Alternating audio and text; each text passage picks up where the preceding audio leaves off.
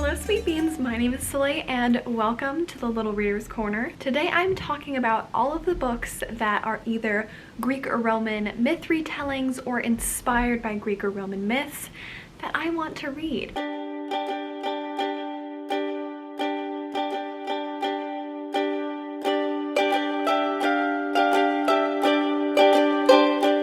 This is a very long list, so I recommend grabbing yourself a beverage, grabbing yourself a snack, and sitting back and relaxing. I also have these organized into specific categories, so if there is a certain kind of Greek retelling or inspired story you're looking for, I'll have all of the timestamps marked down below so you can search for whichever genre or area you're most interested in. So before we get going, let's just have a quick overview of the different categories I'll be going into today. So we have young adult and new adult retellings. These are probably the stories you're most familiar with. Figured we get going with those first. Then we have a very specific category, which is Hades and Persephone retellings, or stories loosely based off of their love story.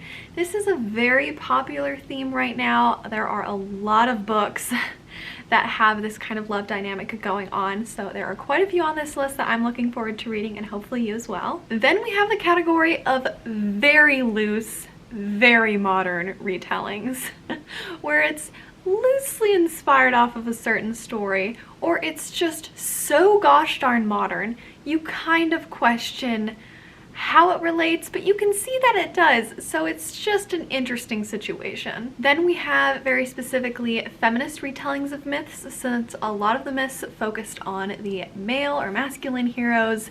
These stories seek to find the female perspective and tell the story of the women heroes. I also have poetry or prose poetry inspired collections. And then lastly, some more classic fiction or classic retellings that aren't as loosely based as some of the other ones and more seek to retell the original story but in a slightly different format. So with that being said, let's get going into our first category, which is the young adult and new adult retellings. These are more recent and you've probably heard of some of these, but let's get going with some classics before we get into the other ones. So first on my list I have Ariadne.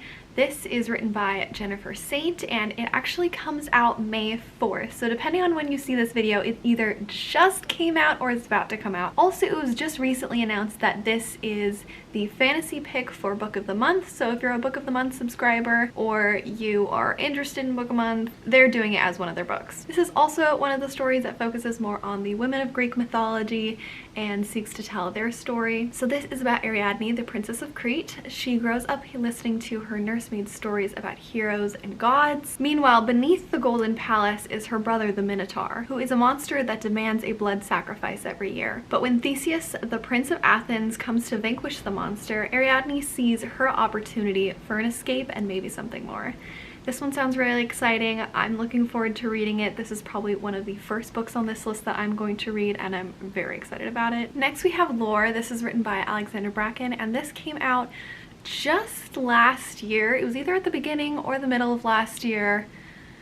Time is a construct. The story revolves around 9 Greek gods who are forced to walk the earth as mortals as a punishment for their past rebellion. They're hunted by the descendants of ancient bloodlines that are all eager to kill a god, seize their divine power, and thus become immortal. Our main character, Lore, fled that world a long time ago, and for years she's pushed away the thought of revenge against the one god who murdered her whole family. And now an old friend and a god seek her out, offering alliance against a mutual enemy, but this comes at a great cost. Next we have Lovely War. This was one of my personal favorites from last year. Absolutely recommend. I think it's wonderful. This is written by Julie Berry. It is about the goddess Aphrodite telling her husband Hephaestus about her 2 greatest accomplishments, bringing 2 different couples together in love, and how love is unstoppable.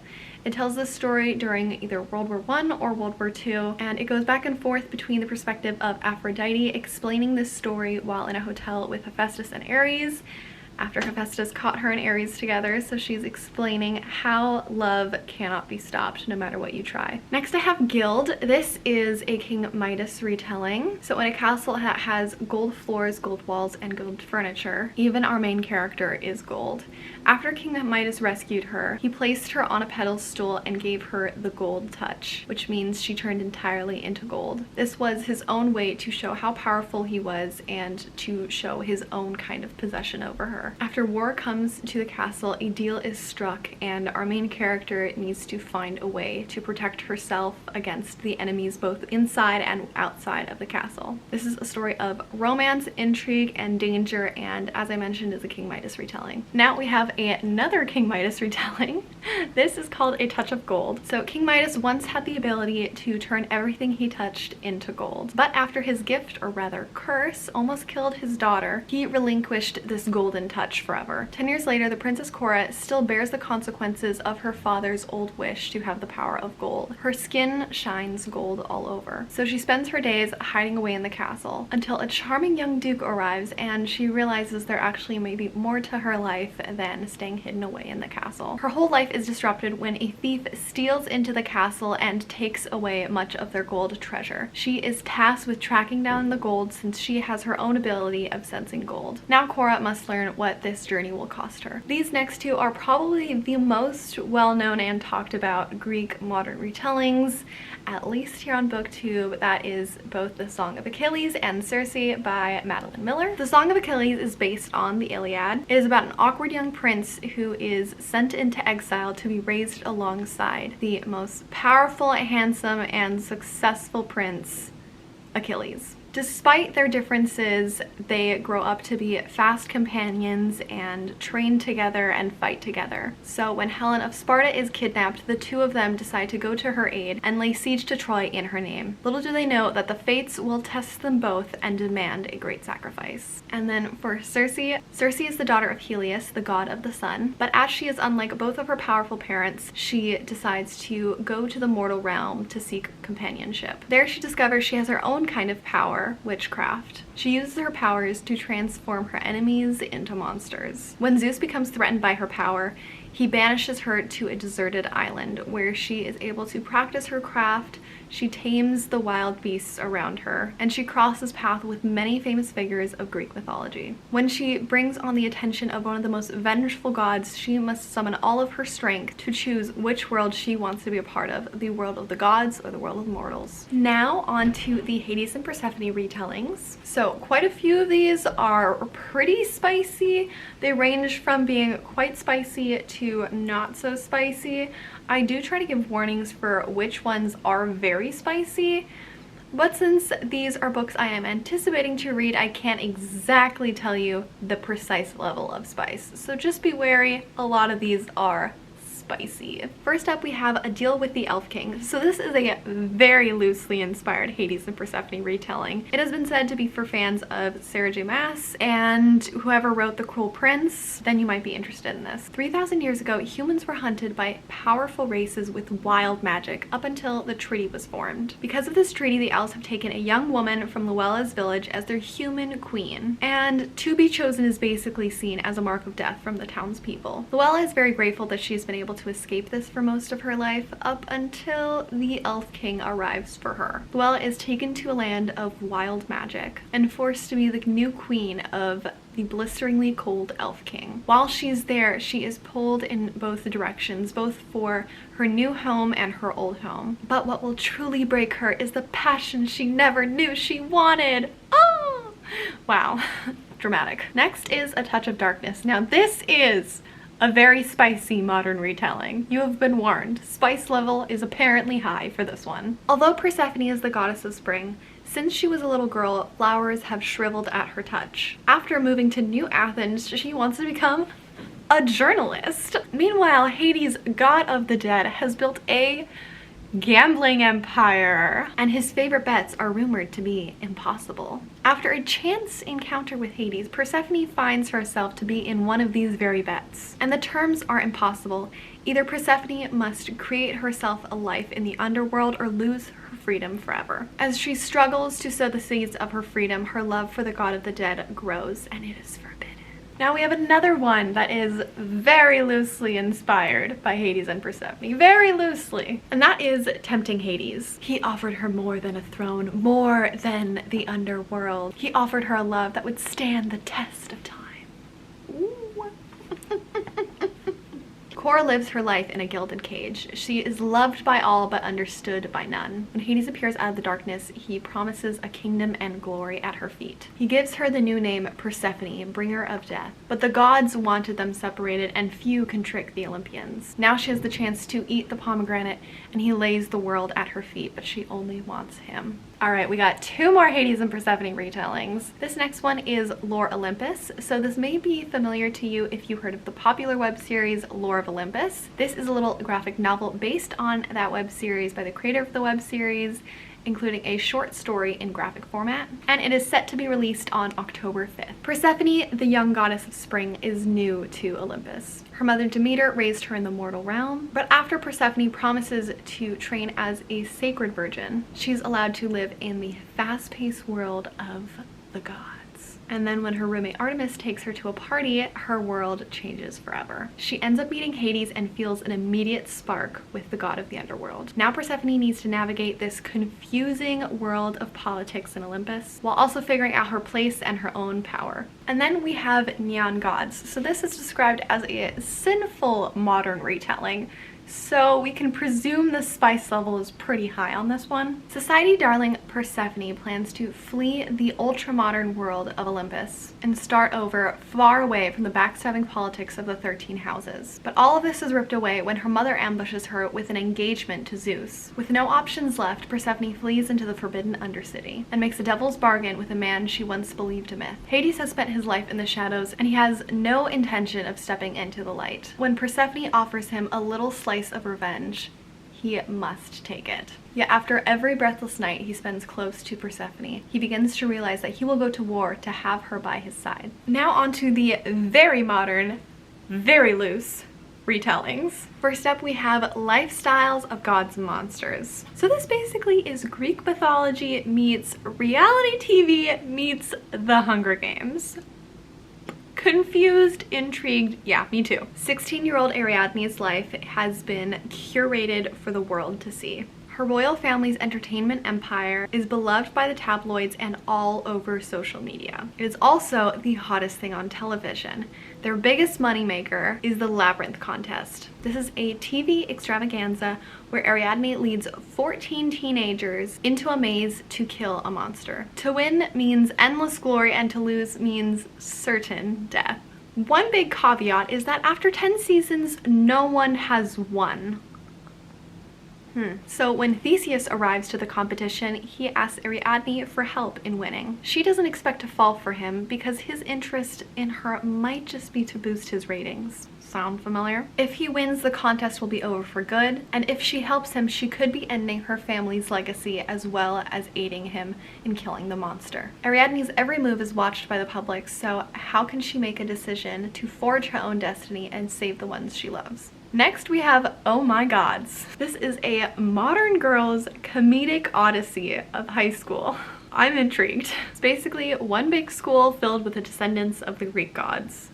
A lot of drama. When Phoebe's mom returns from Greece with a new husband and moves them into the Greek outer islands, Phoebe's plans for senior year and her track season are ancient history. Now she must attend this very exclusive academy where admission depends on pedigree as well as your ancestry to the gods. Armed with only her Nike sneakers, Phoebe must now race against literal gods to find her place in this school. This could be either really good or absolutely horrible and cheesy. There's just no way of knowing until we try. Last on this list, I have Gods Behaving Badly. This is a very, very modern retelling of the Greek gods. So all the 12 Greek gods are alive and well in the 21st century, except they're crammed in a London townhouse, and none of them are happy about it. All of them have had to get day jobs, with Artemis as a dog walker, Apollo as a TV psychic, Aphrodite as a phone sex operator, and Dionysus as a DJ. Even more disturbing is their power powers are waning, and even some of their smaller tasks or enjoyments, like turning mortals into trees, are sapping their vital reserves of strength. Soon, what was once a minor squabble turns into an epic battle of wills, and two very perplexed humans are caught in the middle of it.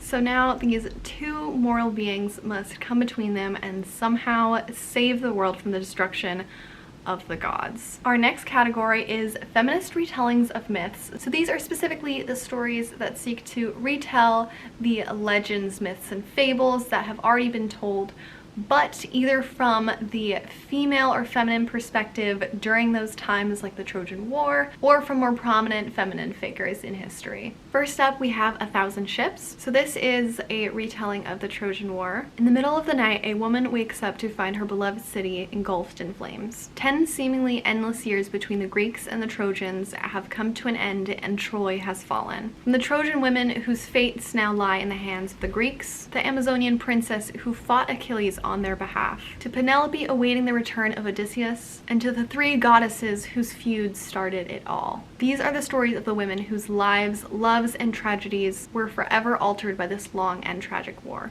Next is Pandora's Jar, women in the Greek myths. The stories of gods and monsters are a mainstay in Greek tragedy, and still today there are a wealth of retellings, but not many of them focus on the women of these stories. Pandora's Jar redresses this imbalance by taking the creation myths and then retelling the 4 great mythic sagas: the Trojan War, the royal house of Thebes, Jason and the Argonauts, and Heracles. The result is a vivid and powerful account of the deeds and misdeeds of Hera, Aphrodite, Athena, and Circe. Next, I have Song of Sacrifice. This is also a retelling of the Trojan War from the women's perspective. Mothers and daughters, wives and war prizes, whisper to us across time, remember our songs among the mighty myths of men. As the age of heroes wanes, the gods gamble more fiercely with the lives of mortals. Women must rely on their own inner strength and cunning to survive the wars men wage for gold and glory. Women who struggle with control of their lives, who survive assault, who shoulder terrible secrets, who prepare their daughters